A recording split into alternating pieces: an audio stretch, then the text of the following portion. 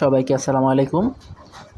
যারা SIF code বা Gmail আসা কোডটি হারিয়ে ফেলেছেন, এখন মাইগ্রেশন অন বা অফ করতে পারছেন না, তাদের জন্য আজকের এই ভিডিওটি। তো যারা কোড হারিয়ে ফেলেছেন তারা কিভাবে কোড পাবেন সেই সম্পর্কে এখন বলবো। যদি আপনার ফোনে এসআইএফ যেই পিডিএফটা এসআইএফের এই পিডিএফটা যদি আপনার ফোনে কম্পিউটারে বা কোনো ডিভাইসে থেকে থাকে, তাহলে আপনি সেই এসআইএফের ওই ফাইলে যাবেন। তো আমি দেখাচ্ছি, এখানে আমি এসআইএফের ফাইলে যাচ্ছি। তো এখানে ডকুমেন্টস করে রাখছি আমি এই আমার যে এসআইএফটা।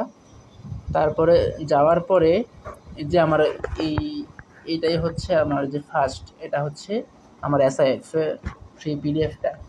তো আমি এখানে আমার রিনিমে যাচ্ছি।